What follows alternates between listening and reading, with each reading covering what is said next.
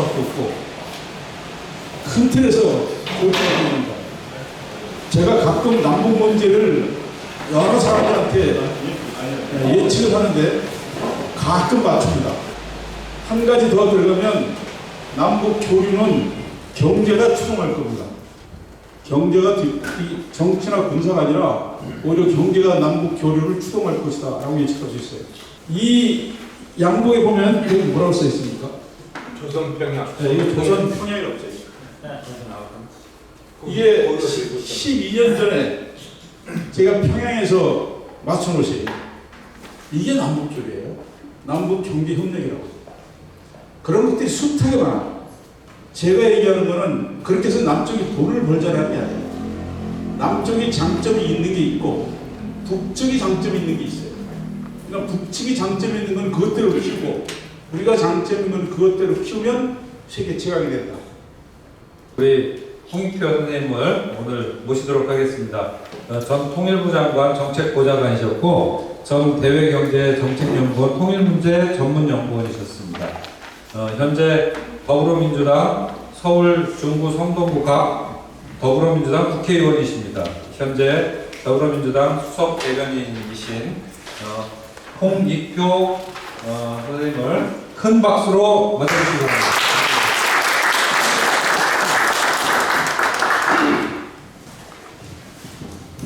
네, 안녕하세요. 홍익표입니다. 다시 한번 인사드리겠습니다.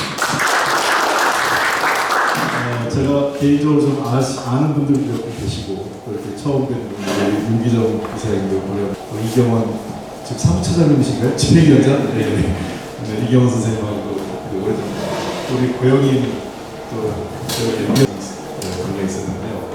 오늘은 저도 좀 마음 편하게 얘기할 수 있는 자리가 된 것 같습니다. 그런 그 남북미 3자 판문점 만남이 성사가 안 됐다면 참 오늘 말씀드리기가 저도 뭐라 그럴까요? 이런 거였습니다. 그 지난 2월 말 하노이 정상회담 이후에 우리 현재 문재인 정부가 파악하는 이 북미 관계 또 남북 관계에 대한 분위기는 뭔가 안 되진 않을 것 같은데 되긴 될 것 같은데 이게 언제 되냐? 상당히 좀 미묘한 시점이 있었습니다. 그러니까 또 하나는 이게 자칫 장기화되면 본래 의도는 이런 게 아니었는데 자칫 장기화될 경우에는 정말 그 대세를 그르칠 수도 있다 이런 약간의 우려도 좀 있었던 게 사실입니다. 그래서 저희가 그 4월경부터 바짝 그 긴장감을 갖고 뛰기 시작했던 게 대통령이 방미하고 그다음에 그 이후에 계속 다양한 형태로 정부는 정부대로 또 여당이나 국회 쪽은 국회 차원대로 저 설득을 계속하는 방향으로 저도 6차 접촉을 했었고 저도 이 앞두고 6월 그 중순경쯤에 문정인 교授같이 그 미국 워싱턴 갔다 와서 그때 비건을 만났고요.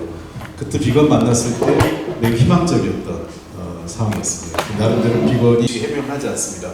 다만 우리가 추정컨대 뭐 현장에서 북측과 이견이 있었을 가능성도 있고 또 하나는 실제로 당시 그 트럼프 대통령에 대한 왜냐에 대해서는 자기들도 명확하게 우리를 설득력 있게 설명해내지 못하고 있는 상황인데요.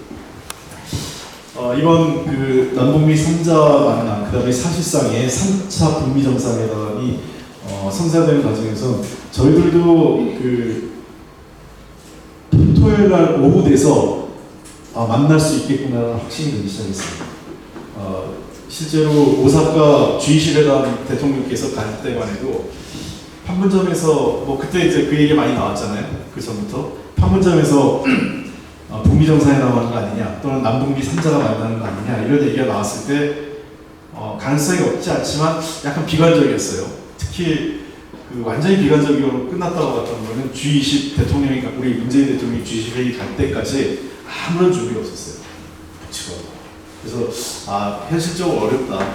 아무리 뭐 빨리 준비할 수 있어도 그때는 쉽지 않을 것 같다는 판단을 했는데 G20 회의가 시작되기에 그날 아침에 이제 트럼프 대통령이 트윗으로 내가 만나고 싶어, say hello, 그냥 안녕, 반가워 이 정도만 하고 싶다라는 트윗을 남겼고 문재인 대통령한테 내 트윗 봤어? 봤냐? 그래서 이제 이렇게 엄지손가락 할 때 약간 두 분은 상당한 교감이 있었구나라는 게 이제 그 시기에 그렇죠. 많은 분들이 판단이 됐었고 그럼에도 불구하고 약간 좀 반신반의했어요. 근데 최선희가 빠르게 최선희 제1외무성 부상이 입장을 내면서 흥미롭다, 관심을 표명하면서 근데 공식적으로 제안받은 건 없다라고 했고 그때부터 이제 이게 좀 가능성이 있구나라는 걸 기류가 바뀌었어요.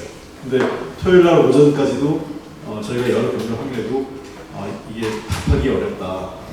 그 가능성은 90%인데 불확실성이 10% 정도 있기 때문에 뭐라고 할 수가 없다. 그래서 언론에 뭐라고 얘기하기 되게 어려웠어요. 정부 여당 입장에서. 근데 오후들 한 저녁 때 가면서 사실 이제 문재인 대통령이 그 판문점을 간다. DMZ를 그 트럼프하고 같이 가는 것은 이미 낮에 결정을 같이 가는 것으로 낮에 결정을 지으면서 가능성이 상당히 높아졌죠. 그래서 점점점 가능성이 올라갔습니다. 저녁 때쯤 되니까 한 95% 김정은 위원장이 나올 것 같다. 5%의 불확실성이 있으니까 여전히 노키로 우리는 가자 이런 얘기가 있었는데 그 다음날 자고 나서 아침에 새벽녘에는 거의 100% 나온다. 근데 이제 그거는 정상 간의 만남이기 때문에 그 보완입니다. 그러니까 우리가 이제 청와대에서도 그 엠바고를 걸어가지고 항상 언론 취 협조차 이것은 그 만남이 있는데 몇 시 이후에 보도해달라 이런 식으로 해서 엠바고를 거는 이유가 이제 그런 건데 우리도 엠바고 그때 엠바고를 거는 건 아닙니다. 기자들한테 끝까지 확인 안 해줬어요. 기자들한테는 다 그날 현장에 가서 확인이 된 거고 엠바고를 거는 안 했는데 사실상 이제 그때 기자들도 어느 정도의 상황 파악이 됐죠. 만난다는 것만에 대해서는 일요일 날 10시쯤에서는 거의 만난다는 걸 알고 있어요. 저희는 그보다 조금 더 일찍 100%라고 하는 건 새벽에 얘기했는데 이번 남북미 3자 그 만남, 그다음에 사실상 3차 북미 정상회담으로 이 한반도 문제가 사실상 되돌릴 수 없는 비핵화와 평화 체제의 단계로 접어들었다고 저희들은 평가를 하고 있습니다. 제가 오늘 그 주제는 이제 이 평화 번영의 한반도 주로 이제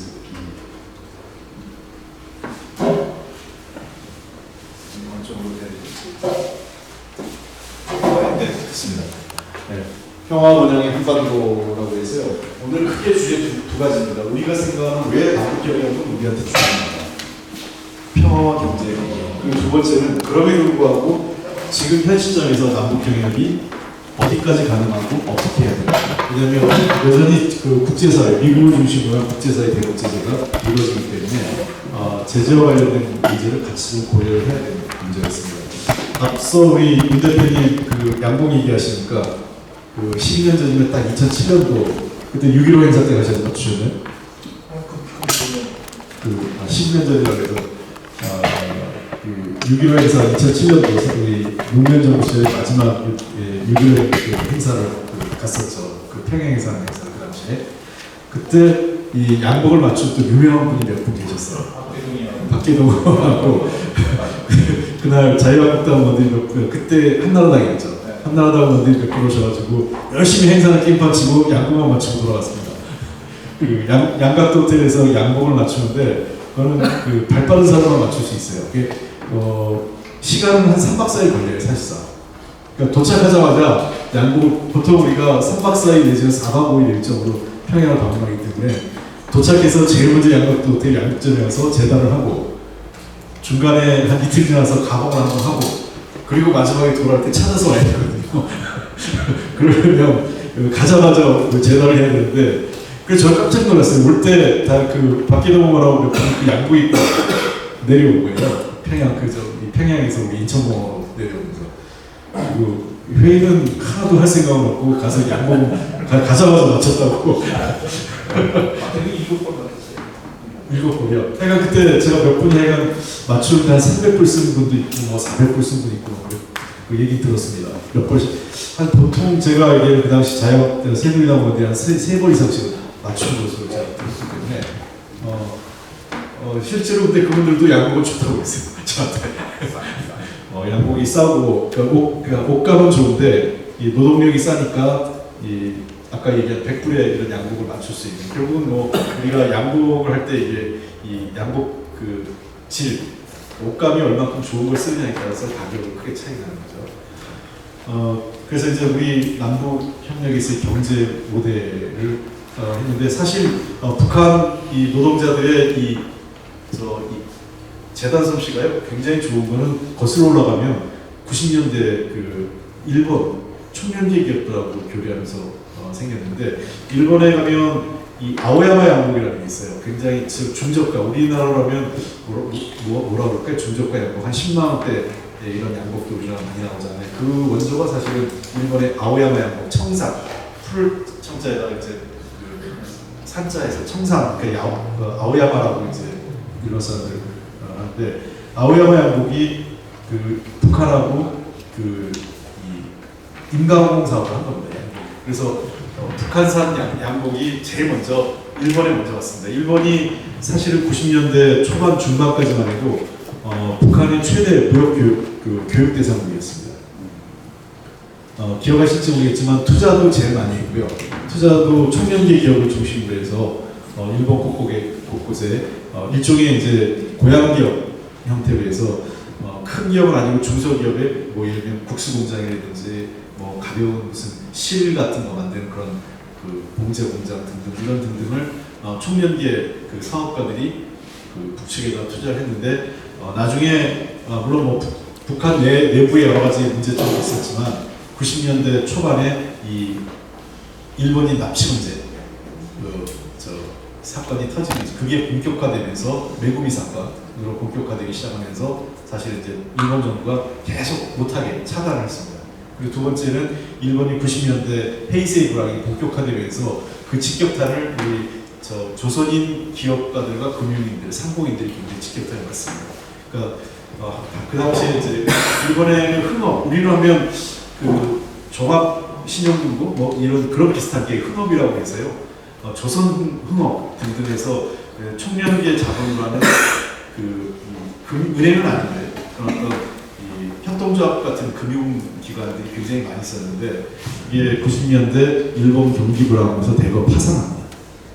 흥업들이 그 영향, 그러니까 그 금융기관이 파산하고 일본 경제가 나빠지고 또 교류협력 차단하고 하면서 일본이 94년도인가 제가 정확히 기억은 나는데 95년도까지 제일 정점을 찍습니다. 북한과의 무역 교류가 한 1등을 할 때가 한때 한 27%가 중국이 그때 한 25% 정도 이렇게 안 됐고요. 1등을 하고 그 다음부터는 이제 계속 주저하는 뚝뚝뚝뚝 떨어지고 지금 이제 아예 없죠.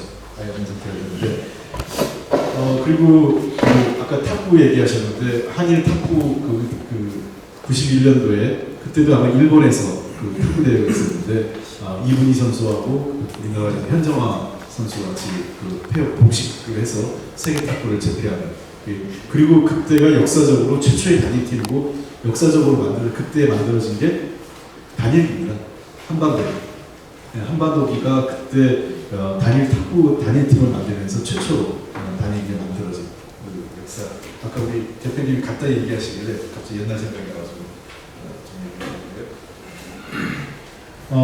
이건 뭐 우리 현재 문재인 정부의 한반도 정책 간략한 기본 방향인데, 이렇게 생각하시면 될 것 같습니다. 문재인 정부는 평화와 통일을 이분법적으로 볼 필요는 없겠지만 굳이 한다면 지금 시점에서는 평화가 우선이다. 그러니까 평화롭지 않으면, 그다음에 평화로운 방식이 아니라면 그것은 바람직한 통일이 아니다라는 겁니다. 평화가 지금 현 시점에서 평화가 우선돼야 통일로 나갈 수 있고, 그 통일은 반드시 평화로운 통일로 가는 게 문재인 정부의 생각입니다. 여러분 기억나실지 모르겠지만 통일을 제일 강조한 정부일수록 남북관계가 더 나빠집니다. 승공통일, 이승만 정권 때 굉장히 강조했고요. 그 다음에 박정희 정권 때도 멸공통일로 얘기했었고, 방공, 멸공통일. 그 다음에 전두환 정권 때도 계속 통일을 중심이었고, 최근 들어와서 이명박 박근혜 정권 때도 이명박 정부 때 마지막에 남북관계 하나도 안 하면서 통일 항아리 해가지고 그 이벤트만 하고, 그 다음에 그 박근혜 대통령도 통일은 대박이다. 통일 대박해서 몇 년을 시체말로 광만 팔고 끝냈지 않습니까? 근데 남북관계가 개선되지 않고 적대관계가 막 형성되어 있는데 통일 얘기를 하면 어떻게 생각하겠습니까? 네가 나를 먹겠다는 거지. 그런 긴장감이랑 좋은 거예요. 그러니까 도리어 그때 통일로는 각각의 내부적으로 자신들의 정권의 그 어떤 이 권력의 정통성, 정당성을 강화하는 내부적 논리로 전혀 남북관계 개선이 되는 거예요. 실제로 70년대 우리가 박정희 정권이 북한에게 매우 소극적이었던 건, 북한이 그 당시에 고려해방제 통일론을 막 제기하니까 당시만 해도 북한이 잘 나갈 때였죠.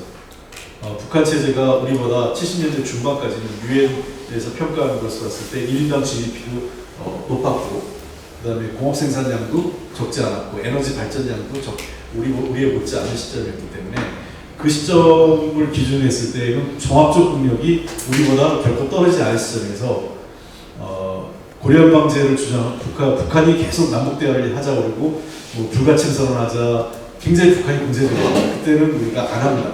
박정희 정권에서. 왜? 우리가 열세고 적대관계 해소되지 않았을 때 저거는 우리를 먹기 위한 거다라고 해서 북한과의 대화에 매우 소극적으로 박정희 정권이 반응을 보이는데, 그런 거죠. 지금 우리가 남북관계에 아무런 신뢰도 없는데 통일하자 보면 북한이 움츠러들 수밖에 없는 현재로서 체제에 대한 여러 가지 아무런 방어적 불안감도 강화되고 있는 속에서, 그래서 우리의 입장에 기본적으로 평화와 공전을 바탕으로 해서 일정하게 서로 간에 함께 경제협력을 한다면 자연스럽게 통일의 시기로 간다라고 생각합니다. 그래서 지금 시점에서는 평화부터, 그리고 평화로운 방식으로 통일을 모색한다는 게 문재인 정부의 그 통일 문제, 남북한 대북 정책의 기조고, 여기 나오지만 한반도 비핵화 문제, 그다음에 남북 관계, 그리고 사실은 남북 관계의 한 축으로 이 경제 문제가 들어갈 수 있는데, 남북 경제 공동체를 별도의 항목으로 뽑아낸 것 자체가 경제 문제를 남북 관계 개선에 또는 통일로 가는 가장 중요한 수단으로, 지름길로 저희가 우리를 파악하고 있다는 겁니다. 여기서 이제 그 과거하고 다른 물론 과거 이거는 그 김대중 대통령하고 노무현 정부 때 쭉 이어서 그 괴를 같이 하는 건데, 지난 김대중 대통령 시절에 사실은 이 문제 경제 교류협력을 통해서 통일로 가자는 가장 큰 터닝 포인트는 뭐였냐면 그 당시에 소위 기능주의적 또는 소위 신기능주의적 접근에 대한 판단을 했던 겁니다. 그러니까 유럽이 잘 아시겠지만 유럽이 두 차례 큰 전쟁을 했지 않습니까? 1차 대전하고 2차 대전. 큰 전쟁하고 나서 유럽 사람들이 한 번만 더 전쟁하면 우리가 정말 다 죽게 생깁니다. 라고 판단을 하는 겁니다.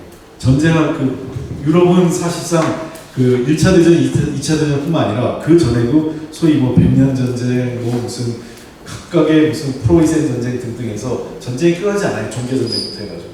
유럽은 전쟁을 한 번도 중단한 적이 없는데 1차 대전과 2차 대전은 유럽 국가들에서 매우 충격적이었던 거는, 그전에는 그 전쟁이라는 게 귀족들 간의 싸움, 왕들 간의 싸움이었어요. 그러나 18세기 이후 19세기 들어서면서 소위 얘기하는 네이션 스테이트, 근대 민족 국가죠.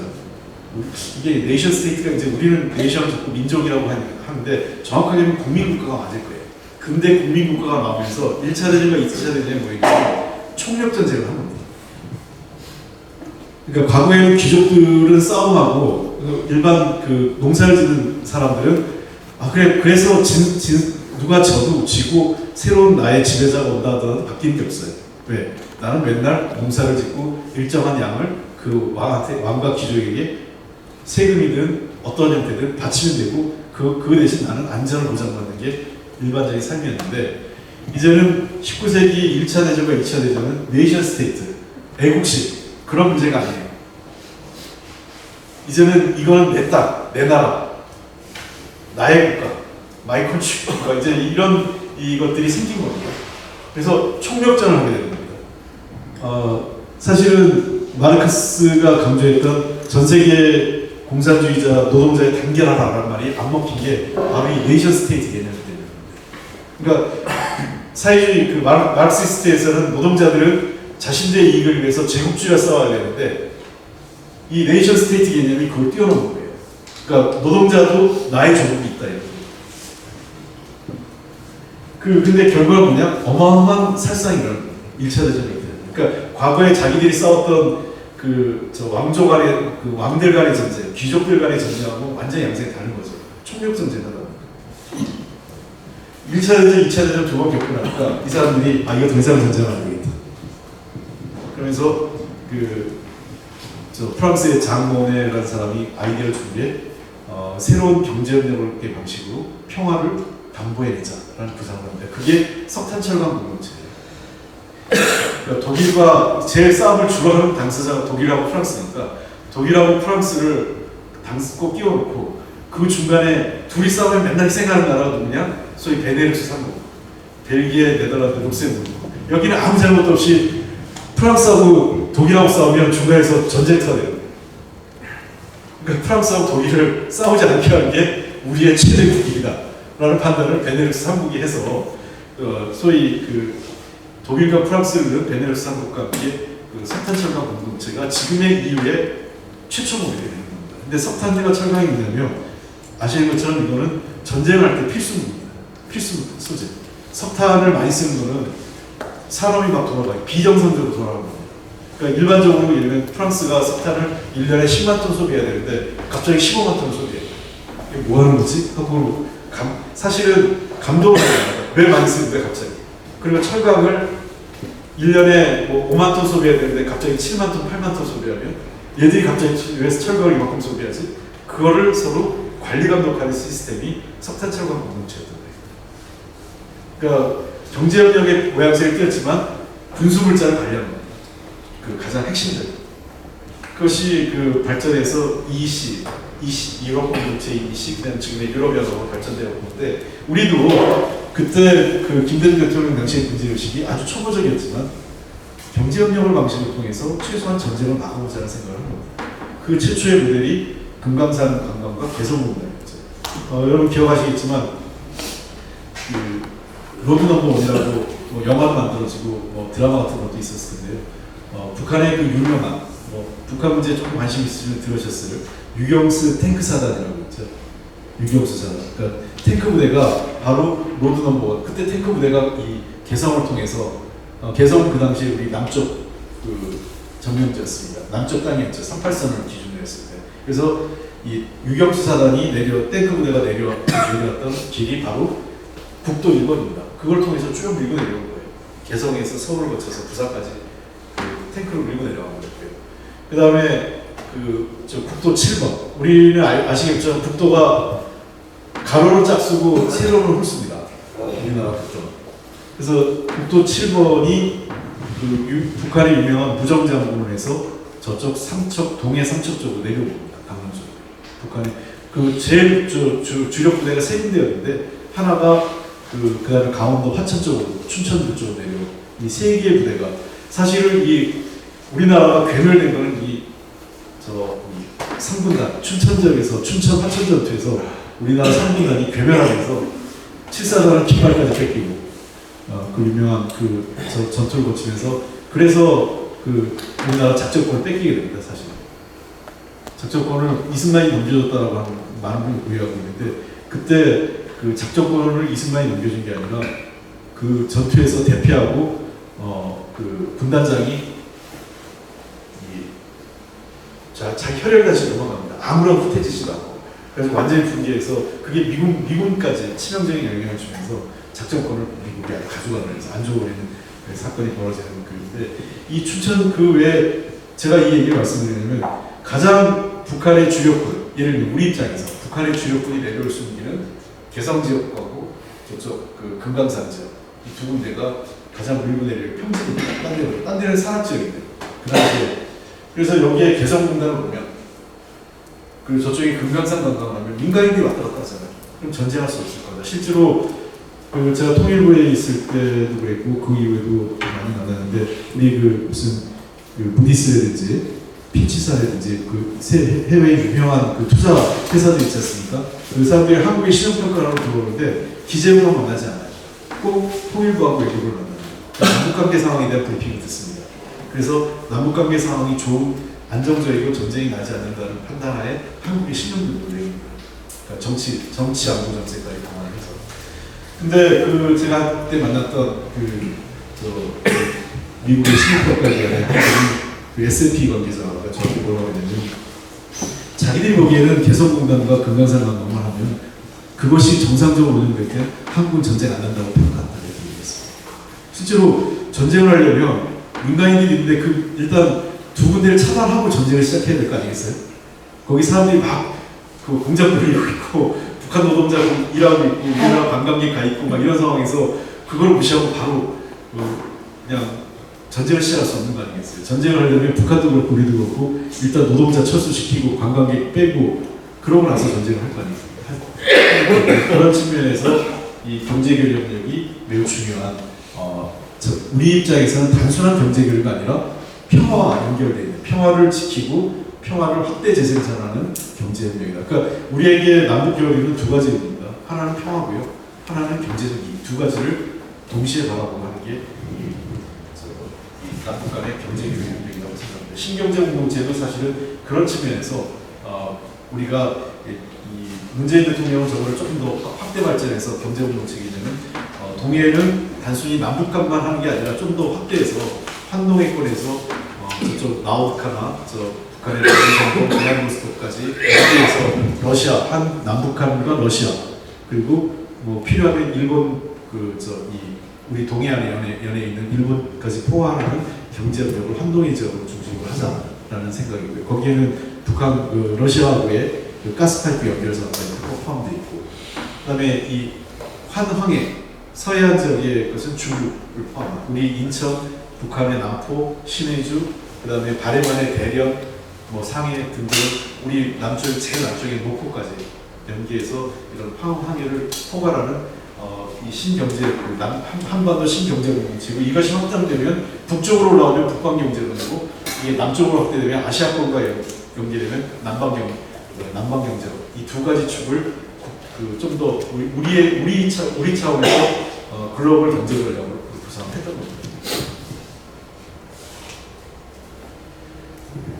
기본적으로 이제 평화가 들어갔던 그림이기 때문에 내용 크게 보였습니다. 이제 다르진 않는데 지속 가능한 남북 관계 발전, 아마 우리가 좀 주목해야 될 게 김정은 위원장 답방 문제. 앞으로 이거 남북 정상회담을 하면 김정은 위원장 답방 문제가 분명히 제기될 거고, 남북 관계를 얼마큼 안정적으로 재개화하는 문제. 그다음에 그 북핵 문제와 관련해서는 2차 북미 정상회담 문제는 사실상 이 3차 북미 정상회담을 했기 때문에 실무회담을 거쳐서 4차 북미 정상회담 김정은 위원장의 워싱턴 방문까지 이어지는 건데, 이러한 문제들이 같이 맞물려서 서로 간에 시너지 효과를 줘야 되는데 줄어든다 이런 생각을 하고 있습니다. 이게 전 세계적으로 보면 이 지도인데 여기 잘 안 나와 있지만요, 한반도 지도를 보면 남쪽은 카나다가 북쪽으로 올라가면 이게 까매집니다. 전기가. 실제로 북한이 에너지가 부족하다 보니까 비행기를 타고 이 북쪽에서 이렇게 유럽에서 오면 북방으로 이렇게 많이 내려오거든요.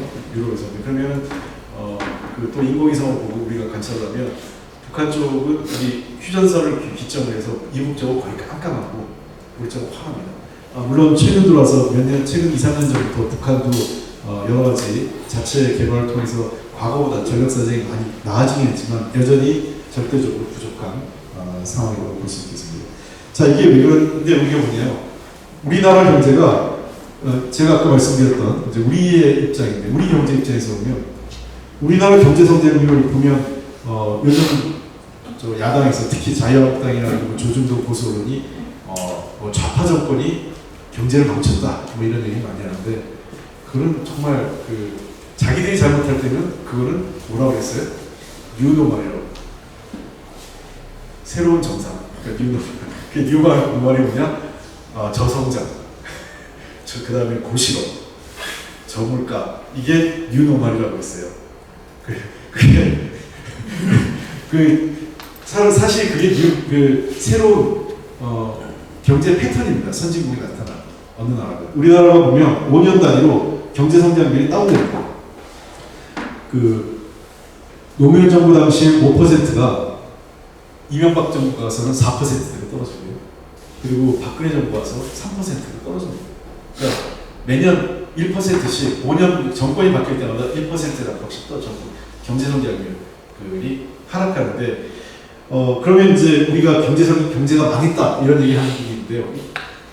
이렇게 생각하시면 돼요. 경제가 0%가 망한 거 아닙니다. 경제가 0%라고 하는 거는 경제 성장률이 0%라는 거는 올해 만약 경제수준이 0%잖아요. 작년에 한 만큼 똑같이 하면 0%. 그러니까 이제 우리가 경제 성장률에 자꾸 그 것에 빠져 있는 건데 경제 성장률이 높지 않으면 나라가 망할 것처럼 더 이상 우리 인구가 줄어들고 있어요. 생산 가능도가 급격히 줄입니다. 옛날에 저렇게 이제 소위 저희 세대가 60년대부터 해서 대개 이제 우리나라가 세대별로 5-8년 갭이 굉장히 중요하게 생각하죠. 5-8년 갭이 굉장히 많이 출산율이 높을 때입니다. 그리고 베이비 부모 세대가 한번 나오는 게 뭐냐면 7-1년이 나오는데요. 또 그때 한번 이 출산율이 높게 나타나는 그 두 번의 그 시기가 있는데 그 5-8년부터 7-1년생 사이의 시기가 우리는 인구가 계속 증가할 때입니다. 하루하루. 그러니까 정부를 뭘 해야 되니까 늘어나는 인구를 위해서 집도 많이 지어야 되고 도로도 닦아야 되고 일자리도 계속 만들어야 되는 게 경제는 성장을 안 시키면 안 되는 거예요. 그때. 왜냐하면 그때 그런 것들을 하지 않으면 사나이 벌어지는 겁니다. 실제로 제가 학교 다닐 때만 해도 제가 60년대 중반인데 그때 제가 초등학교는 뭐 급히 학교를 막 지을 때였어요. 학교에서 학교 한 반에 한 80명씩 있었습니다. 서울에.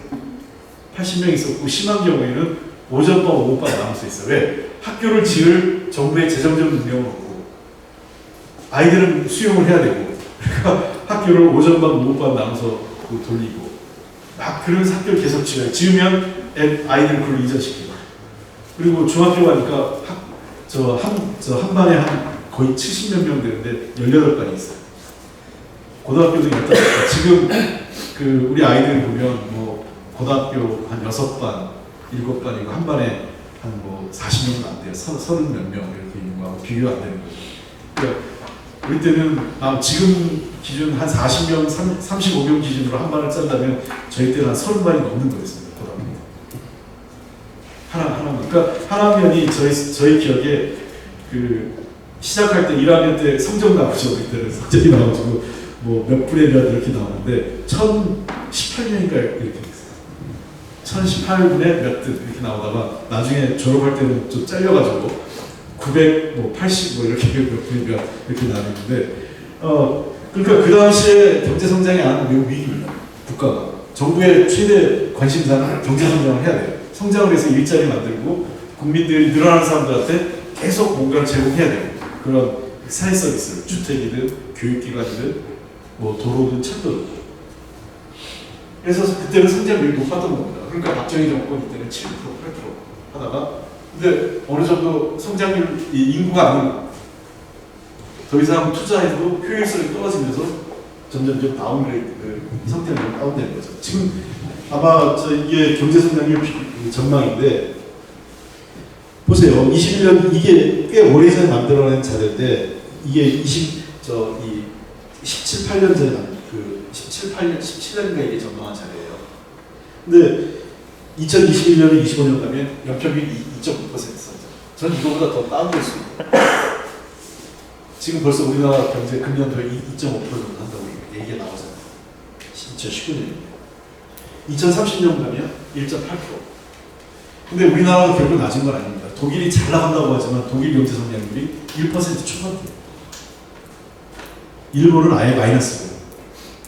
근데 맨날 우리 조선일보나 이런 데 보면 독일하고 일본은 잘 나가는데 우리만 안 나가는 것처럼 치는데 우리나라보다 경제 성장률이 높은 나라는 경제 규모가 비정상적으로 작은 나라. 예를 들면 아이슬란드라든지.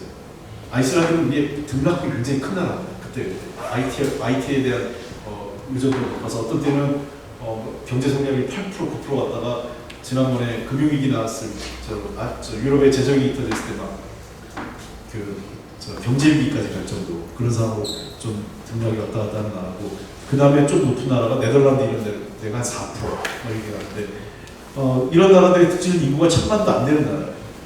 그러니까 인구가 5천만이 넘고 경제 규모가 세계에서 15위권 이내에 드는 나라 중에 우리나라보다 경제 성장률이 높은 나라는 그 중국, 브라질 이런 나라밖에 없어요.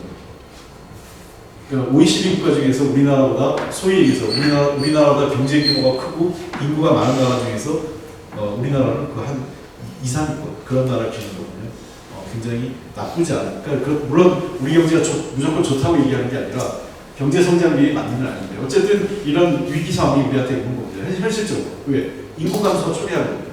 기본적인 인구 문제에 대해 해결을 하는 거죠. 아까 제가 그 인구 문제를 미리 말씀드린 건데 우리가 남북한이 합쳐지면 전 세계에서 인구가 8천만이 되는 나라가 됩니다. 인구 8천만 되는 나라가 많지 않습니다. 독일이 그 정도예요. 그 통일된 독일. 1억을 넘는 나라가 몇 나라가 없습니다. 그러니까 굉장히 큰 규모의 나라가 되는 겁니다. 그리고 아직까지 다행인 것은 북한 인구가 늘어날 여지가 없어요. 북한 인구는 그다음에 평균 연령이 매우 우리보다 훨씬 낮기 때문에 인구가 북한 인구가 지금 현재 2,500만 정도인데 제가 보기엔 한 1,000만 정도 더 늘어날 여지가 있다고 생각을 해요. 여러 가지 경제 상황만 좋아지면 그렇다면 북한 인구가 한 3,500, 우리가 한 5,100 이 정도 선에서 하고 하면 우리나라 기업 같은 경우는 내수 시장이 생기는 겁니다. 그러니까 북한의 사람들이 지금보다 우리가 경제 규모를 해서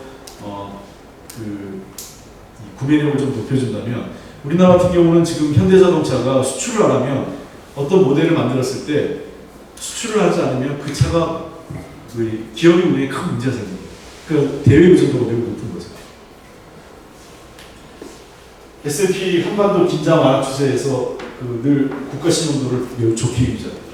그러니까 국가 부도가 매우 감소하죠. 이게 어마어마한 큰 장점입니다. 한국은 돈을 빌리면 금리를 지불하지 않고 돈 이자를 줘야 되지 않습니까? 개인에 대한 신용등은 어떻게 하겠습니까? 고영인 위원장이 계신데 고영인 위원장이 그를 탁탁 털죠. 1년에 수입이 어떻게 되고 빚이 얼마큼 있고 집은 자기 집이냐 자기 집이 아니냐 전세냐 월세냐 자동차는 뭘 갖고 있느냐 또 다른 사람의 수입은 뭐냐 쭉 다 털어서 고영인이라는 사람한테 빚을 빌려줄 때 금리를 책정합니다. 나쁘면 이자를 많이 내야 되고 상태가 좋으면 이자를 적게 받고 하는 거죠. 그게 이제 통상적으로 금융기관이 한 사람에 대한 신용평가를 하는 건데요. 국가도 마찬가지입니다. 우리 여러 가지 경제 상황이 있습니다. 그럼 경제 상황 못지않게 중요한 게 뭐냐? 바로 남북관계하고 안보 상황이죠. 그걸 놓고 한국의 국가부도, 그러니까 신용평가를 결정됩니다. 그러면 우리 기업은 굉장히 돈을 많이 가져요. 그리고 실제로 우리나라는 여러 가지 대외 의존도가 높기 때문에 외채를 외환 보유를 많이 합니다. 사실 외환 보유는 비정상적으로 많이 가지고 있는 건데 우리가 4천억 불이 넘습니다. 최대치를 갖고 있는데 많이 갖고 있으면 갖고 있을수록 이게 손해인 거죠. 왜? 이거를 가지고 있다는 거는 그만큼 예를 들면 빚을 갚아야 되는데 빚을 안 갚고 가지고 있는 거예요.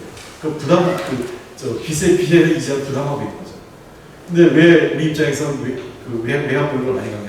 과거 98년도 금융위기, 외환위기에 아주 나쁜 기억을 가지고 있고 우리가 대외 의존도가 높다 보니까 그런 무역이나 전체 무역을 3개월치 무역 총량의 월 무역의 3개월치 이상은 가지고 있어야 된다. 이런 하여간 경제학에 그런 이론이 좀 있습니다. 최소한 무역 규모의 3개월 분은 외환 보유고를 최소한 그게 이제 외환 보유고 최소 보유량을 뭘로 봐야 되느냐 할 때 많은 경제학자들의 기준이 무역 규모의 3개월치 정도가 최소를 가지고 있어야 된다는 거예요. 우리 그거보다 훨씬 많이 갖고 있는 거죠. 어쨌든. 근데 그것도 일종의 비용인 겁니다. 그때 이자 비용을 얼마큼 내느냐. 지금 우리나라 지금 이 금리 수준은요, 사상 최저였어요. 사실은 우리 기업들 입장에서는 우리는 계속 끊임없이 채권을 발행해서 기업 채권을 발행해서 그 외국에서의 자본을 끌어들이는데 그 과정에서 상당한 경제적 이익을 보고 있는 거죠. 국가 신용등을 유지하면서. 그리고 개성공단 우리가 맨날 퍼줬다고 그러는데 개성공단이 실제로 퍼주는 비용은 우리가 주는 임금밖에 없어요. 공장 지원한 거 같고. 공장 지원한 건 사실 우리가 계속 운영하면 주는 게 아니잖아요. 근데 그런 경우 다 해서 임금하고 해서 어쨌든 4억 불이 채 안 되는 비용입니다. 2014년 중단될 때까지. 근데 우리가 실제로 국내 경제 효과는 32억 불이 넘게 가져왔어요. 개성공단의 북한의 노동자는 최종적으로 한 5만 명 정도가 있었어요. 5만 2천 명인가만 최종적으로. 5만 2천 명이 전체 일했는데 그중에 국측 근로자가 4만 8천 명 정도 있었습니다. 그 130여 개 기업이 그 활동할 때 마지막 폐쇄되기 직전에. 근데 잘 아시겠지만 개성공단에 들어가는 모든 그 원부 자재는 국내 조달이거든요. 북쪽에서 조달되는 것도 없어요. 심지어 박스 하나라도 다 여기서 남쪽에서 조달해요. 우리 예를 들면 우리 삼성전자가 저쪽 중국에 가서 투자하면 그건 중국에서 다 조달하죠. 근데 개성공단은 북한이 그런 상황이 안 되니까 북한과 관련된 그 기업 활동하는 모든 원부 자재는 물론이고 모든 이 필요한 물자들을 다 남쪽에서 조달하고 있습니다. 관련된 협력업체 직원이 10만 명이 있어요. 그러니까 사실은 그때 개성공단이 중단되면서 10만 명 중에 다가 직장을 잃었다고 할 수는 없겠지만 상당수가 도산하거나 또는 기업 규모를 줄이면서 일자리가 사라진 게 있어요. 일자리 늘리기도 어려운 마당에 제가 보기엔 최소한 일자리 상반기 이상 줄였다고. 그러니까 우리 입장에서는 개성공단이 북한에게 개성공단 그렇게 큰 일은 아닙니다. 그리고 개성공단 근로자한테 주는 월급이 그 매달 저 사회보험료하고 그 저 잔업수당 등등을 다 합쳐서 제가 듣기에 많이 줬을 때가 월 한 180불 정도 됐어요. 200불이 안 됐습니다. 최소 적게 주면 한 130불 정도 줬거든요. 자, 그러면 월 한 15만 원 안팎의 근로자를 쓰는 겁니다. 우리나라에서 15만 원 안팎의 근로자를 쓸 수 있는 데가 있으면 그때 그 우스갯소리 그 박근혜 정부 통일부 장관한테 농담 삼아 했던 얘기가 정부가 그때 박근혜 정부가 이 개성공단 문 닫으면서 그 대체를 해주겠다고 했지 않습니까? 아니 부지런히 있고 15만 원에 쓸 수 있는 노동자 4만 7천 명 데려와보라고 했어요. 그래야 대체가 될 거라. 근데 이거는 대체 불가이죠, 우리 입장에서. 그러니까 실제 북한이 중국하고 합작 사업하면요 최소 300불 이상 받습니다. 그러니까 북한 입장에서는 이것은 북한 사람들이 했던 얘기예요. 이거는 김정일 위원장이 장군님이죠. 저쪽 들어있는 장군님이 남쪽과의 이 협력 사업을 위해서 대단하게 내준 거기 때문에 하는 것이 우리로서는 이것을 꼭 해야 되는 거 모르겠다 이런 얘기를 했어요. 정부에. 그러니까 이제 조금 자리 잡고 하려고 하는데 2014년에 덜컥 박근혜 정부가 또 오박근혜 힘이 어디서 뒤에다가 최순실의 또 뭐 어드바이스가 있었다고 하니 이걸 중단하면서 개성공단 중단했고. 그리고 이 인프라 문제인데 우리가 가장 중요한 게 지금 남북에 관심 있는 게 철도 도로. 북한도 굉장히 철도하고 도로에 관심이 있습니다.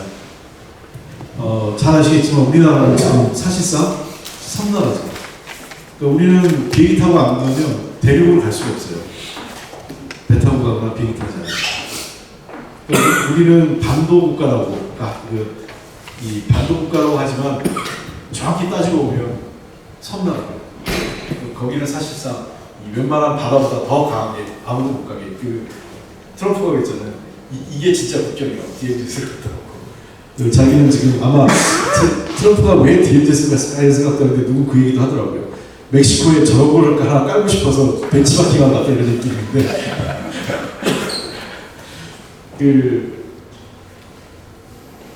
우리로서는 이 철도 도로 연결이 매우 경제적으로 큽니다. 지금 여러 가지 이 남북 기대 효과는 이건 뭐 사실 경제학자들이 하는 거기 때문에 20년, 30년의 경제 효과를 뭐 그대로 볼 수는 없지만 저는 다른 무엇보다도 이 철도 연결은 우리에게 매우 큰 경제적 가치가 있다고 생각합니다. 그러니까 현재 우리가 이 물류는 최근 들어서 물류는 북한 물류입니다. 도어투도 가장 좋은 게 도어투도 그러니까 문에서 문 앞으로 배달. 요즘 여러분들 저 방선전 보죠? 그 전지현 씨가 선전한 게 뭐죠? 무슨 뭐 마켓컬리인가요? 그래가지고 밤새 인터넷으로 주문하면 그 다음날 새벽에 그 집 앞에 갖다 줍니다. 이게 물류가 도어투도어가 그렇게 가는 거거든요. 그러니까 우리가 벌크 물량도 있어요. 배로 실어 나르는 뭐 예를 들면 뭐 석탄 같은 거라든지 무슨 원부자재 이런 거는 뭐 그러니까 이 철광석 이런 것들은 배로 크게 그냥 벌크 선이 나르는 것도 있지만 대부분의 물량은 이렇게 우리가 컨테이너 박스에 실어서 적재해서 보내지 않습니까? 그럼 컨테이너는 어떻게 됩니까? 한국까지 차가 가지고 실어서 오죠. 그러면 그 컨테이너를 들어 올려서 배에 차곡차곡 쌌습니다. 그리고 배가 또 항구로 가서 그럼 항구에서 그것도 내려가지고 차에 실어서 차도 옮겨요. 이게 환적비용이라고 그러는데 물류비용에서 제일 비싼 게 이 환적비용입니다. 실제로 이동하는 거. 그러니까 오르고 내리고 하는 비용이 제일 큰 겁니다. 비용이 거기서 다 발생해요. 그러니까 한 번 실어가지고 쭉 가면 이게 제일 경제적입니다. 뭐에 실패. 물론 어쩔 수 없이 배로 가야 될 게 있죠. 아까 얘기한 제가 우연탄 같은 경우는 어쩔 수 없이 그 배로 갈 수도 있겠지만 대부분의 것들은 컨테이너 박스에 실린다는 거는 컨테이너 차량에 실린다는 거기 때문에 그것은 한 번에 가는 게 제일 좋습니다. 그러니까 우리가 도로가 열려서 쭉 컨테이너로 갈 수 있다면 제일 좋고요. 그 다음에 이 기차로 가는 게 또 유리한 게 배보다 시간이 적게 걸리고 두 번째는 도심 접근성이 좋습니다. 통상 항구는 한참 멀리 있잖아요. 자, 우리가 중국의 저쪽 시안지방에 수출하려고 하는데 어떻게 하겠어요 지금? 인천하면 부산하고 가야 돼요. 그럼 이 배가 중국의 상해나 아니면 천진이나 이런 쪽으로 가야 되겠죠? 배는 천상. 그럼 거기서 내려서 그때부터 차 본격적으로 달려서 이렇게 가는 건데 기차로 가면 훨씬 낫죠. 기차로 가면 도심 접근성이 있으니까 기차로 가가지고 서안까지 갈 수 있습니다. 기차로 중국에서. 아니면 심양이나 베이징 언저리에서 자동차로 환적해서 가면 훨씬 더 물류 수단이 적게 걸려서. 그러니까 그런 측면에서 이 철도도로는 우리한테 매우 중요한 경제적 효과를 갖고 있다. 그래서 저는 우리의 입장에서 북한과의 교류 협력은 단순히 북한에게 이득을 주는 게 아니라 우리한테 훨씬 더 경제적 이익이 크다는 겁니다. 우리 이제 겨우 3만 불 됐는데 올해 지금 환율 때문에 3만 불이 다시 깨질 수도 있습니다. 그러니까 우리가 소위 얘기한 중진국 함정이라고 하는데 지금 거의 10년 가까이 2만 불에서 3만 불을 못 넘어서는 요번에 넘어섰지만 또 깨지면 못 넘어서는 거기 때문에 계속 언저리에서 지금 못 올라서고 있는데 저는 북한과의 경제협력이 우리 기업들한테는 매우 강력한 새로운 탈출구라고 생각합니다. 그리고 또 많은 분들이 이제 통일 비용 얘기하는데요. 이 통일 비용에서 사실은 저는 참 마음에 들지 않는 표현인데 반박하려고 하다 보니까 자꾸 비용이 있는데 우리나라 사람들이 여론조사하면 내가 내 주머니에 돈을 털어서 이 세금을 많이 낼까봐 통일에 대해서 부정제라는 얘기를 많이 합니다. 실제로 그런 우려가 젊은 세대에 훨씬 더 많아요. 왜냐하면 젊은 세대는 지금 자기 먹고 살기도 힘들잖아요. 취업도 안 돼. 한때 88만 원 세대, 3% 세대 이런 말까지 나왔던 젊은 친구인데 그러다 보니까 이런 북한에 대해서 뭔가를 해줘야 된다. 그럼 내 주머니에서 뭐가 나가야 되는데 내 미래도 불확실한데 북한에서 뭘 한다? 이게 굉장히 싫은 거예요. 그리고 이런 것들을 강조하는 거는 자꾸 통일이나 남북 화해협력에 부정적 여론을 만든다. 언론들에서. 이런 근본적으로 하는 게. 조선일보가 이런 걸 참 많이 싫어요. 이유는 뭐겠어요? 부정적 여론을 만들기 위해서. 그러나 남북 경협을 통해서 북한의 경제를 조금 더 회생시켜준다면 북한이 경제력으로 자력 성장할 수 있는 그런 여지를 만든다면 북한이 경제 성장한다면 우리 입장에서는 통일에 따른 부담을 줄어드는 거 아니겠어요? 만약에 통일되면 우리가 북한에 지금 개성에서부터 신의주까지 철도를 하고 도로를 잘 닦아놓으면 통일되면 어차피 통일된 우리 국민들이 우리 민족이 써야 될 철도와 도로인 거죠. 그게 그냥 비 오고 나면 게 아니죠. 나중에 통일되면 쌩으로 우리가 투자를 해서 해야 되는 겁니다. 어찌됐든. 그리고 만약에 지금 당장 통일된다고 생각을 해보세요. 우리 그 소득 관련돼서 최저 그 생계에 대해서 최저 생계 보장해야 되지 않습니까? 국가가. 북한 사람들은 보장 안 할까요? 보장해야 되죠. 만약 통일되면. 차상위까지 국가적 책임을, 사회적 책임을 높여야 되는 독재 차원에서 그런 부담을 줄이기 위해서라도 우리가 지금 남북 경제협력을 강화해서 북한에게 뭔가 경제 성장이 이루어져요. 지금은 북한이 아직은 저는 뭐 이렇게 극단적으로 보진 않지만 북한에게 우리가 조금 더 경제 성장할 수 있는 활력을 우리가 제공한다면 그것은 북한에게 이득이지만 결국은 우리에게도 통일된 우리나라에게도 결국 도움이 되는 거라고 생각합니다. 이게 윈윈이 하는 거죠. 그 지금 이게 이제 비교해보는 건데 동서독이 통일될 당시에 동독은 한 10,000불 수준이었는데 우리 한국은행 수치가 1,300불, 1,500불이 안 돼요. 1인당 소득. 그럼 우리가 이때가 좀 오래되면 26,000불, 한 2015년 통계 기준일 텐데 이 정도 기준으로 하면 이게 몇 배 차이가 될 거예요. 거의 한 20배 이상 차이가 나지 않습니까? 1인당 소득이. 반면에 당시 통일할 때 동서독 차이는 2.3배밖에 안 돼요. 차이가. 그러니까 실제로 10,000불이면요 구매력이 제곱됩니다. 우리가 그 88 올림픽 할 때가 3,000불이었거든요. 기억하시겠습니까? 3,000불이었고 김영삼 정부 시절에 10,000불이 올라가요. 10,000불이 되면서 뭐가 나왔냐면 마이카 붐이 생기시잖아요. 자동차 구매가 시작돼요. 10,000불이 넘었어요. 그러니까 북한 사람들이 10,000불이 넘었으면 우리 현대자동차가 멕시코나 동남아 가서 파는 만큼의 자동차를 북한에도 팔 수 있는 시기에 오는 거죠. 우리 기업들한테는 전혀 나쁜 게 아닌 거예요. 북한 사람들 구매를 갖게 만들고.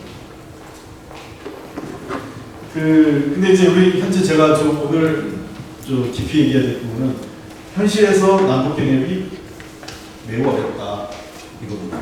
우리가 고민해야 될 때. 이게 아까 얘기한 건 당위론적인 거예요.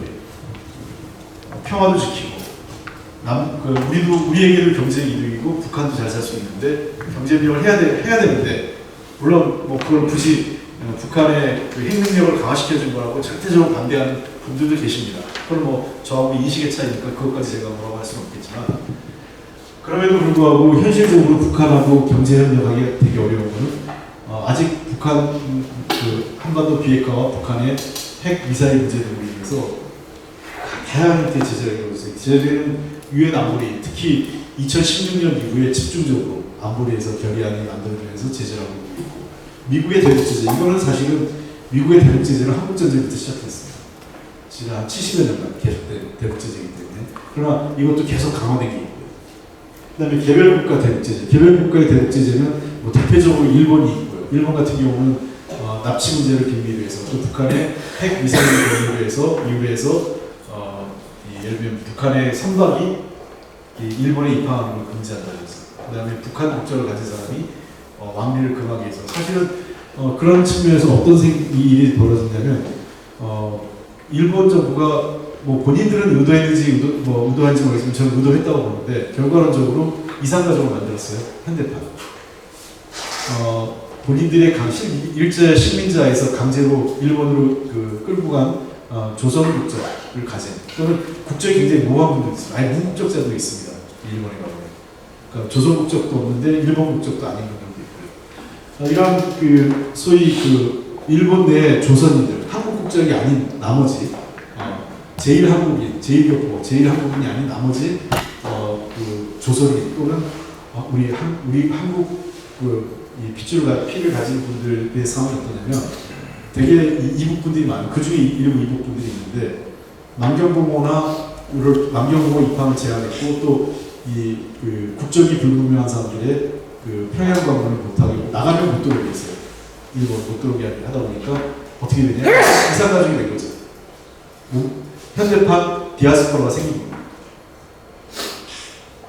그러니까 이거는 저는 그 사실은 매우 유엔에도 인권 차원에서 문제를 얘기할 수 있는 문제라고 생각해요. 부모가 자식을 못 만나고 자식이 부모를 만나고 올 수 없는 상황을 만들어낸 겁니다. 그 제재라는. 그래서 저는 인적 교류에 대해서는 허용을 해줘야 되는 문제라고 얘기를 하는데, 어쨌든 이런 개별 국가의 대북 제재가 일본 또는 뭐 기타 유럽 국가들이 유엔 안보리 제재가 있으면 그에 따른 자기들의 개별적인 약간의 추가해서 제재를 하면서 만들어서 대체로 주요 내용을 보면 무역, 투자, 금융, 그러니까 경제적 측면의 제한 조치를 하는 게 하나 있고요. 두 번째는 전략물자에 대한, 그러니까 예를 들면 군수물자로 분류되는 것, 또는 군수물자로 전용관이 인수용품 물자, 이중용품 물자라고 하는데 그런 것들을 제한합니다. 그러다 보니까 어떤 해프닝이 벌어지냐면 2000년대 우리가 남북교육 교류운동을 할 때 미국이 이걸 갖고 자꾸 시비를 걸었거든요. 이중용품 물자 갖고요. 그러니까 어떤 문제가 생기냐면 연필 수출할 때 문제가 생깁니다. 미국 그 상무부의 승인을 받아야 돼요. 왜? 흑연이 무기에 사용될 수 있는 여지가 있다고 해서. 그리고 두 번째는 이 아이들 그 장난감 같은 경우 요즘은 굉장히 메모리 칩 같은 거 많이 들어가 있잖아요. 장난감에. 그런 것들이 이 전자제품 일부 이중용품으로 분류돼가지고 다 상무부가 그걸 못하게 했던 경우도 있어요. 그런 현장에서 문제가 어이없는 일이 발생하게 됩니다.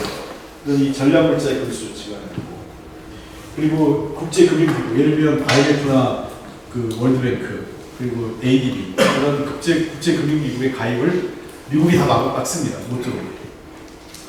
여기를 들어가야 IMF에 가입을 하고, 그러니까 IMF에 가입하려면 물론 조건이 있어요. 여러 가지 경제적 조건을 해야 되는데 그런 협의를 해야 되는데 아예 문전박대를 합니다. 미국이 그걸 거부권을 가질 수 있을 만큼의 이사의 영역을 갖고 있어요.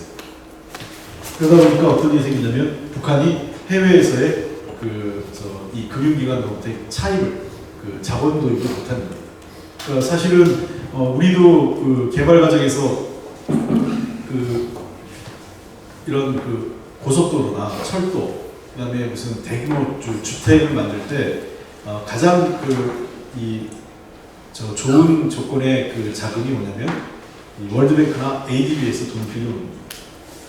개별 국가로 가져오는 것도 있지만 개별 국가보다 훨씬 더 좋은 조건으로 돈을 빌려주거든요. 그러니까 중국이 경제개발 과정에서 모든 철도나 도로 등에서 ADB나 월드뱅크에서 돈이 굉장히 많이 나갑니다.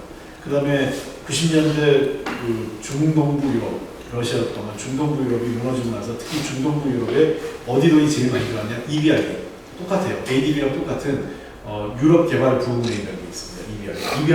EBRD 비용이 체코, 헝가리, 이 불가리아 등등 이런 나라들에 대규모로 들어갑니다. 그래서 그 나라의 인프라 시설, 그러니까 발전소, 도로, 철도, 그 다음에 주택, 이런 것들을 만드는데 서민 대규모 주택 공급을 할 때 그런 자본들이 활용되거든요.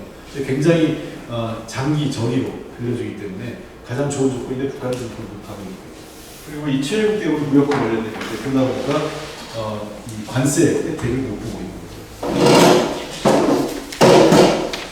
거죠. 실제로 어쨌든 북한이 최근 몇 년 사이에 대북 제재에 대한 고통을 받는 사실입니다. 이게 한국의 경제성, 한국의 추이기 때문에 이거를 전적으로 우리가 신뢰할 수는 없고요. 다만 추세만 좀 보면 2016년도부터 이 제재가 본격화되면서 17년에 경제 성장률이 급락하게 되는 것 추세를 보면 2015년, 16년, 17년에 북한이 계속 집중적으로 핵과 미사일 실험을 하면서 국제 유엔의 대북 제재가 강화되고 미국의 세컨더리 보이콧이 강화되면서 중국이 제재에 동참하면서 상당히 어려움을 겪습니다. 전체적으로 지표가 나쁘고 이거는 효과를 보면 대무역에서도 나타납니다. 북한의 대무역의 90% 이상이 누구하고 합니까? 중국하고 합니다. 그러니까 이게 줄은 건 다 중국하고 줄었다고 보시면 돼요. 이게 중국하고 통계가 있는데 따로 제가 안 뽑고 이게 2018년은 더 줍니다. 2018년 최종 통계가 안 나오는데 2018년 통계 중국 통계 나와 있거든요.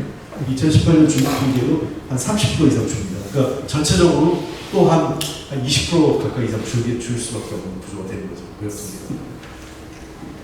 그래서 이 중국 무역 상황도 점점 나빠지고 있기 때문에 북한으로서는 이런 국제사회의 미국과 국제사회 대북 제재가 상당히 북한 문제에 악영향을 주고 있는 사실입니다. 그래서 지난 하노이 회담 때 북한이 2016년과 17년에 그 국제사회 유엔에서 유엔 안보리 결의를 했던 제재 중에서 민간 경제 관련된 5가지 분야를 좀 해제해달라고 요구한 게 사실 이런 것과 연관이 있고요.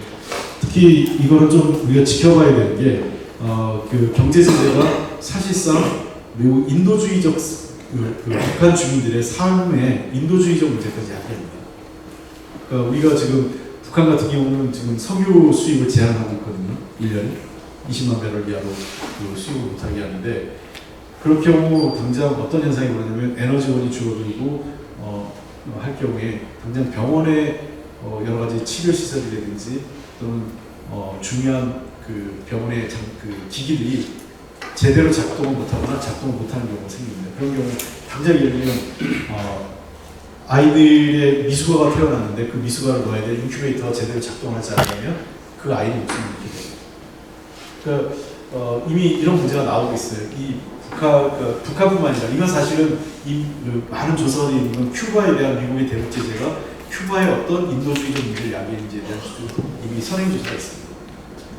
그러니까 많은 분들이 경제 제재를 매우 쉽게 얘기하는데 그 경제 제재로 인한 유탄은 사실상 그 사회, 그 제재 대상국에서는 가장 취약계층이나 그 경제 사회 약자들이 가장 그 피해 대상이 된다는 측면에서 사실은 경제 제재를 지속적으로, 장기적으로, 그다음에 매우 강도롭게 하는 것은 또 다른 부작용을 야기할 수 있다는 측면에서 매우 신중하다는 게 또 다른 미국 학자들의 주장입니다. 그 국제사회에서 이런 경제 제재 문제를 연구한 사람들, 실제로 북한에도 그런 문제가 나타나고 있고요. 기억하실지 모르겠지만 푸틴이 지난번에 석유 수출하지 말라고 하니까 푸틴 대통령이 그 얘기했지 않습니까? 그건 너무 가혹하다고, 북한의 아이들이 피해 볼 수 있다, 이런 얘기, 북한 주민들이 피해 볼 수 있다, 이런 얘기를 푸틴 대통령이 과거에 우리 박근혜 대통령하고 정상회담할 때 그런 얘기 한 적이 있습니다.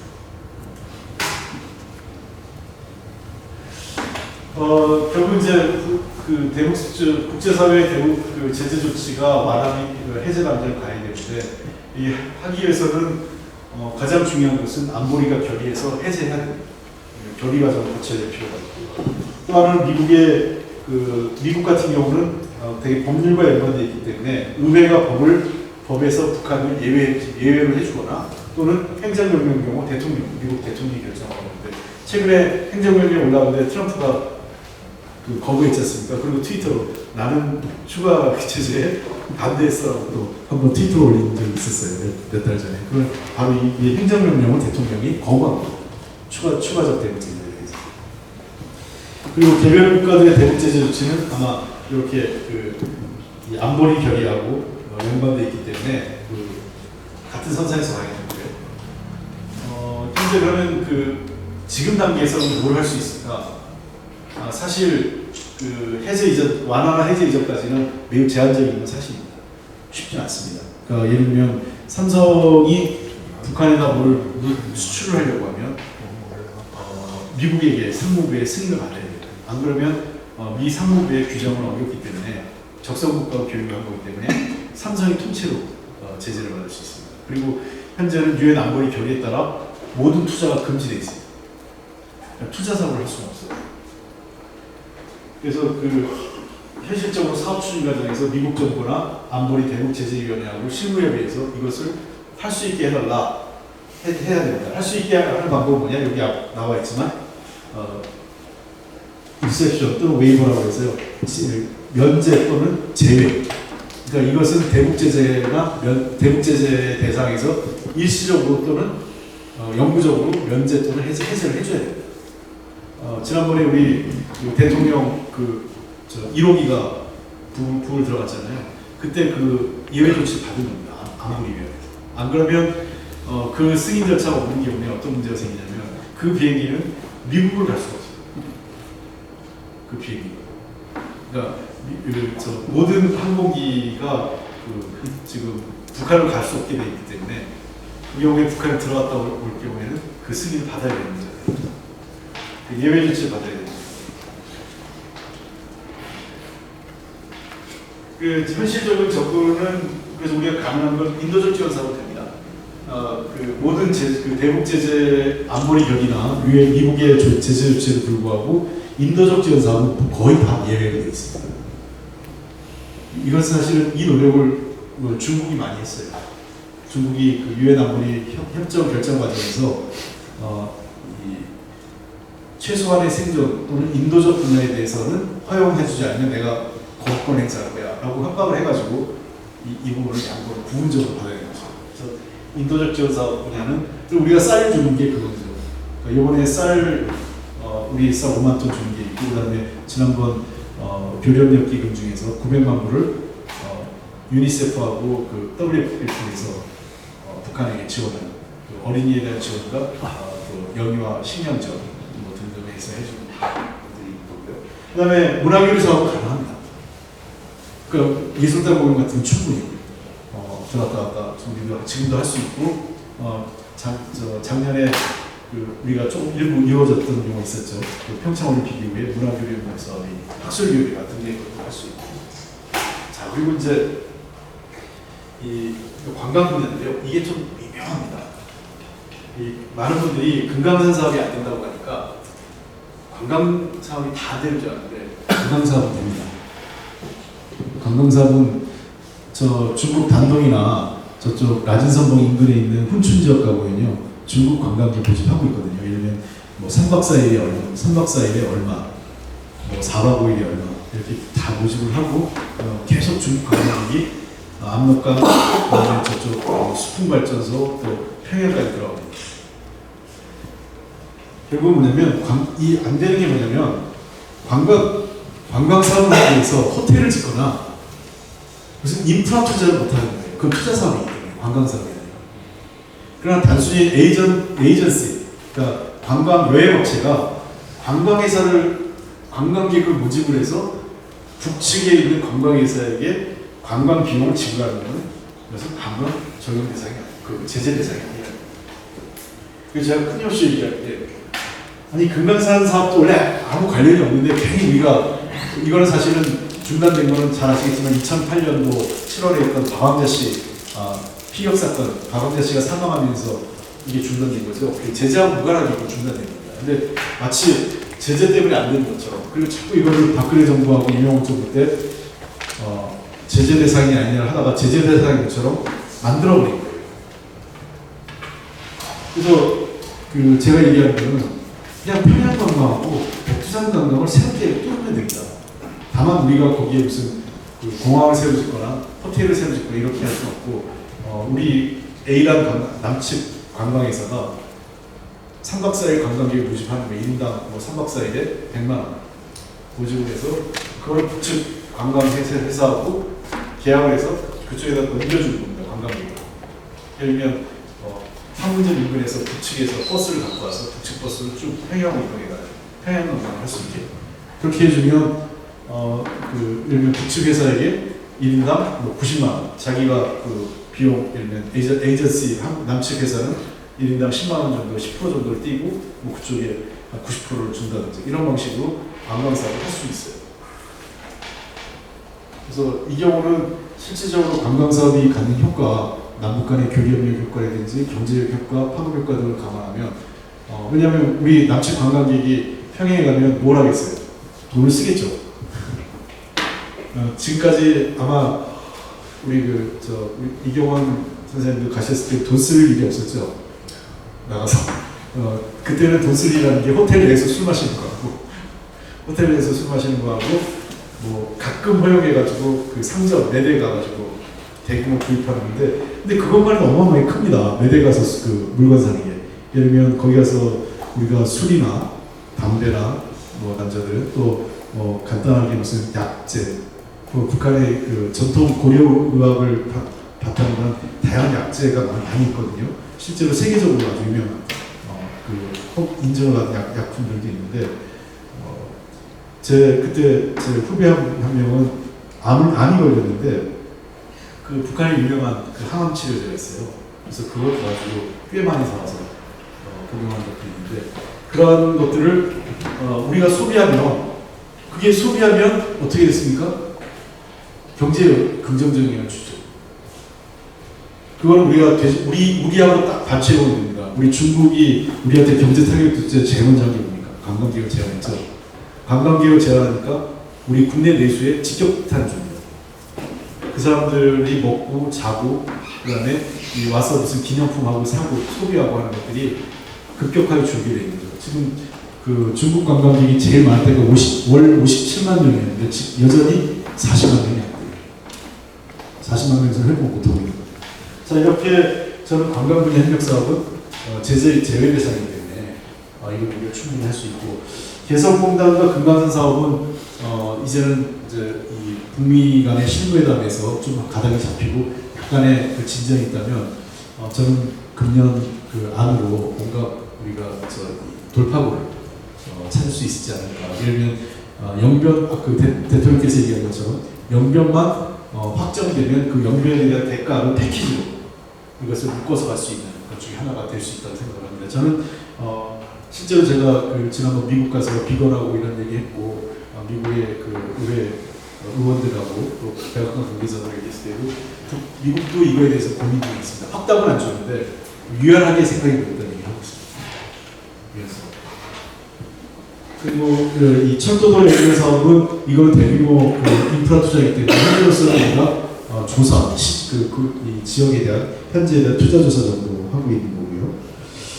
그리고 저는 좀 이걸 좀 고민했으면 좋겠어요. 접경 지역에서 협력 프로그램. 상대적으로 남북한하고 중국 기업이 북중 접경 지역에서 뭔가 하나의 경제 특구 같은 걸 만들어서 이건 가능합니다. 그런 식으로 개발하는 거. 그래서 이 제재 면제하에서 할 수 있는, 그러니까 특히나 중국을 플레이어로 끼워서 한다면, 러시아를 같이 끼워서 한다면, 안보리 이사국이잖아요. 유엔 안보리 이사국을 제재하기 정말 어렵습니다. 미국도 그렇고 안보리 그리고 이런 수요는 중국하고 러시아를 상당히 갖고 있기 때문에 저는 약간 이 국가 간 진전에 따라서 이런 접경 지역, 남북중 또는 남북러 이런 접경 지역에서의 지역 개발, 거점 개발을 통한 경제협력 개발 사업을 하는 것은 북한에게도 좀 도움이 될 거고 우리에게도 어차피 우리가 한반도에 우리 여기 같이 있지 않거든요. 우리는 북한하고 잘 되면 금방 이 북한을 거쳐서 만주 지역으로 러시아 지역으로 가야 될 상황이기 때문에 그것을 사실상 선투자로 보면 됩니다. 어차피 우리가 가야 되는 길. 그러니까 북한을 거쳐서 가는 방법도 있지만 밖으로부터 북한을 들어오는 방식으로 우리는 가능한 경제적인 방식. 그래서 여러 가지 지금 제가 좀 결론적으로 말씀드리면 대북 제재가 아직까지는 미국이 당장 저희 실무회담이 합의가 되고 4차 정상회담이 그로 인해서 어느 정도 조인하기 전까지는 이 제재를 실제로 완화하지는 않을 것 같아요. 그때까지는. 우리는 그 전에 준비를 좀 해야 된다 생각을 하고 할 수 있는 건 하고 또 못하는 거는 사전 준비를 해서 속도를 할 수 있는 상황이 됐을 때 바로 속도 있게 할 수 있는 그런 준비를 저는 통일부가 또는 경제부처하고 좀 협의해서 이런 분야를 지금 제대로 준비해야 되는데 이런 부분이 조금 아쉽다는 생각을 갖고 있어요. 그래서 저는 조금 더 정부를 좀 독려하고 특히 통일부를 중심으로 해서 독려해서 사전 준비를 좀 철저하게 해야 될 필요가 있다고 생각을 합니다. 그래서 이제 마지막으로 한 가지 더 말씀드리면 이제 8시 반 다 돼가는가요? 우리가 북한과의 경제협력에 있어서 몇 가지 극복해야 될 결론적으로 말씀드리면 하나는 북한과의 경제협력은 하나는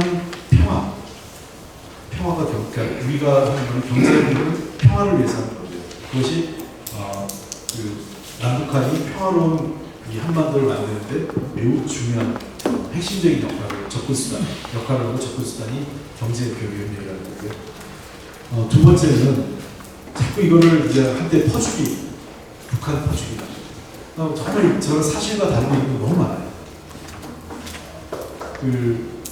최근에 일부 보수 정치인과 이 보수 언론에서